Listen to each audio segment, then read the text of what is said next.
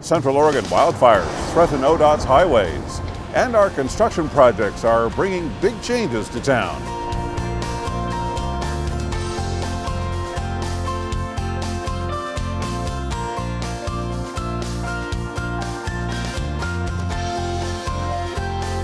Hi everyone, I'm Peter Murphy with the Oregon Department of Transportation. Welcome to Central Oregon Highways. Those are just a couple of the stories we're going to tell you about the program today. We'll also be telling you about how to get more life out of our highways and bridges, and how old-timers are recreating the feel of one of our scenic highways. We'll have those stories and more, so stay with us as we travel your Central Oregon highways.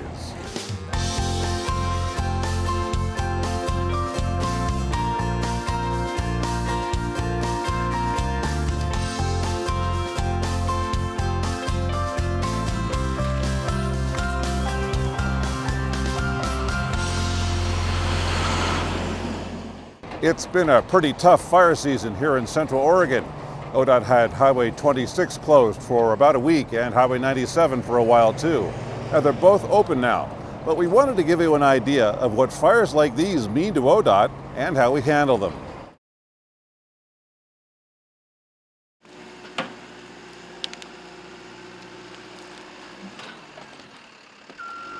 We're there to keep the public safe and protected, and the fire came through. Burned both sides of the highways, and we had firefighters going everywhere, crews coming in, and so we closed the road to keep it safe. As a highway maintenance manager for this section of road, my first role is to keep the roads safe, keep the roads open, and we weren't able to keep them open because of the fire and the hazard, so my role in this was just to get the road closed, get crews established to man those roadblocks, get the word out to the public. And then it's to start assessing how big of an issue is this going to be, how long is it going to last, and depending on what we come up with, if we need to start establishing detour routes and getting support in for 24-hour, 7-day situation versus something that might resolve itself in a short period of time. This one obviously wasn't going to, so we just went right to putting people on shifts and getting support from as far away as Chemalt and Sisters and other places to bring in the equipment. Once it got over across the road into that timbered area, it's just a matter of whether it was going to stay along the highway or we were hoping it would move off. Initial report was we thought it was going to move away from the road, but it didn't. The message I'd like to give people that don't have firsthand knowledge of what this takes is it's a process. The firefighters have got a lot of hazards to deal with out there, and our responsibility at this point, we've kept the public out so we've got them safe, but we need to also consider the safety of the firefighters. ODOT is making a lot of progress on this particular big project on the south side of Bend.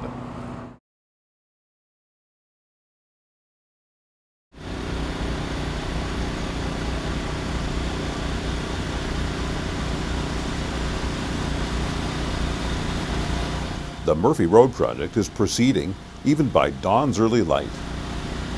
Tonight we're pouring the deck on the Murphy Street Bridge, which makes us one step closer to getting the project completed by our December 15th deadline. It's a big milestone for the project. A lot of people can now see that we're getting the project done. We're the roundabout at 3rd and Murphy is getting closer to completion. Now they can see the Murphy Street Bridge.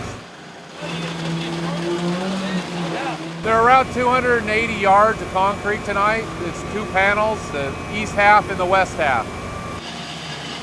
The $27 million Murphy Road project is funded by the Jobs and Transportation Act passed by the legislature in 2009. ODOT handled another big project out in the high desert where the deer and the antelope roam.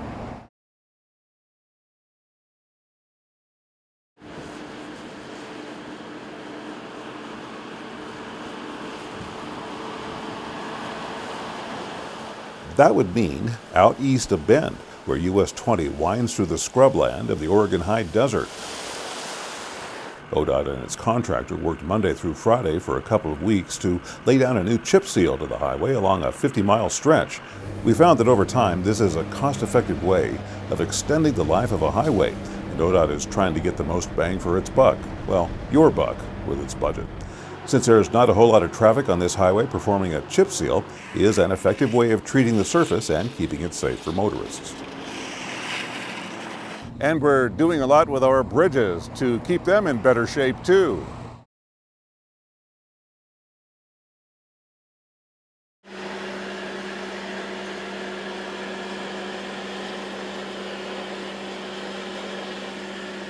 Our bridge crews are testing treatments that preserve the bridge decks at a relatively low cost. Now, those surfaces can get a lot of use and the pavement may wear down, but the structure itself can be in great shape. Out on Highway 207 north of Mitchell, the crews put that new treatment to the test.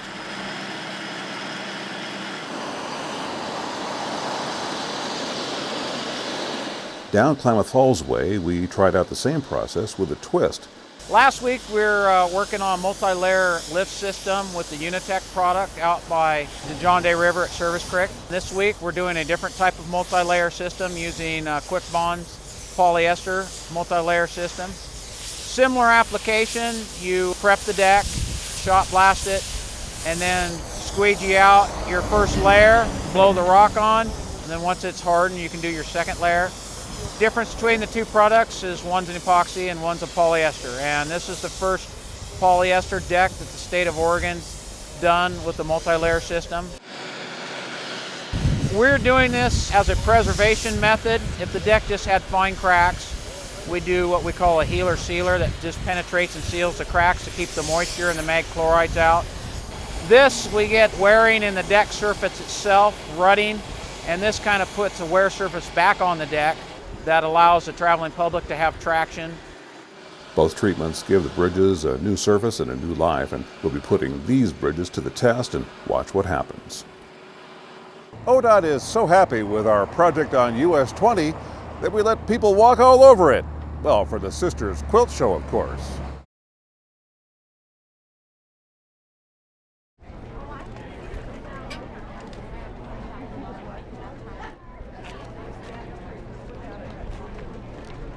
Just once each year, ODOT turns Highway 20 and Sisters into a pedestrian mall.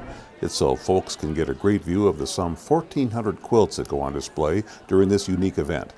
Visitors come from all over the globe to see the quilts, and what with our new highway and sidewalks, we were happy to help out. You know, what's really great about this year is we had a winter where the city and ODOT took care of revamping and refurbishing our main road, which is Highway 20, the center of town. And now it's beautiful, it's safe, it's secure. Everybody's marveling how wonderful the town looks.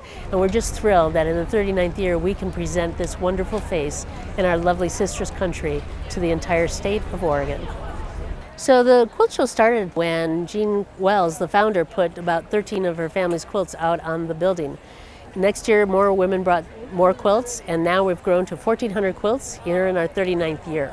The wonderful thing about the Sisters Outdoor Quilt Show is that beginners show their first-time quilts right alongside the master quilters and the celebrity quilters that are known in the industry throughout the world. They come here. Folks have been visiting from Australia, New Zealand, South America, South Africa, and they've been coming for decades to the world's largest quilt show.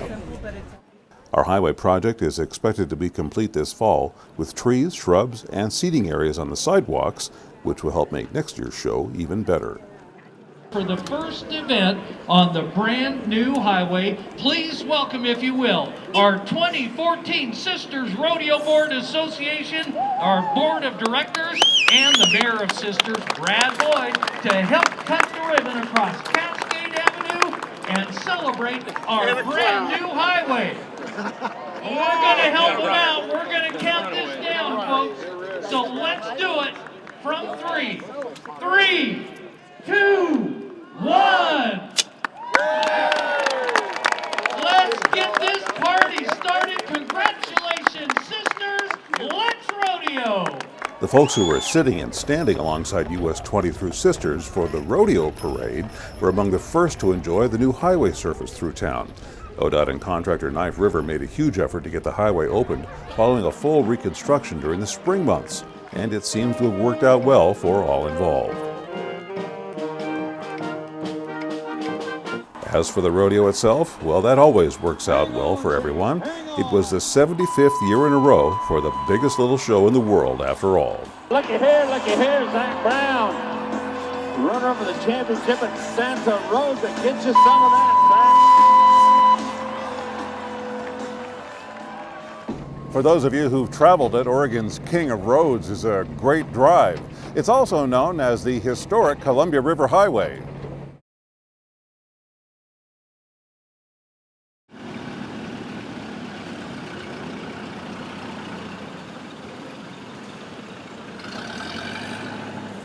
For those of you who never have, you might consider following in the tracks of some beautiful motor cars, all of which dated before 1932 as they made the trek. The names are familiar: Ford, Chevrolet, Hupmobile. Hupmobile? Well, not quite so familiar, but back in the day it was well known. Today, not so much. But it was typical of the cars that made their way on a loop to the south out of the Dalles towards Dufur and then back to the river and through the gorge.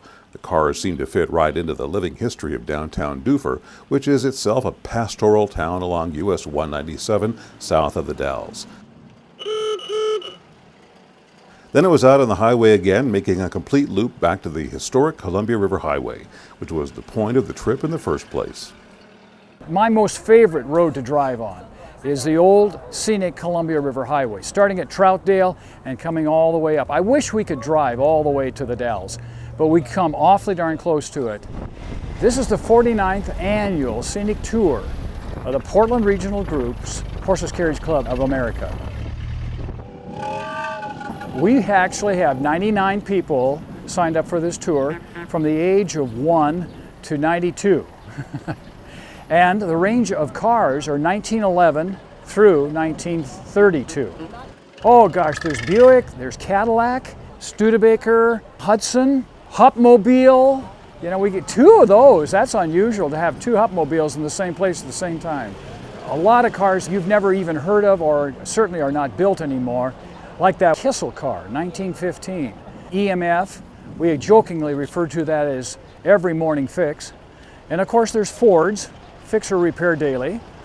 We think though that the drivers of us, we're first on race day. It's a practical, living piece of history. I mean, you're actually participating, you're pretending like you're 100 years ago as you're driving these cars. And when you can drive on the secondary roads and get away from the freeways, there is nothing better. The wind in your face and the bugs in your teeth as the motorcyclists get, you know. It's just history, but it's actually living and you're experiencing it. There was something quite special about seeing these historic cars making their way through the historic tunnels on the old highway.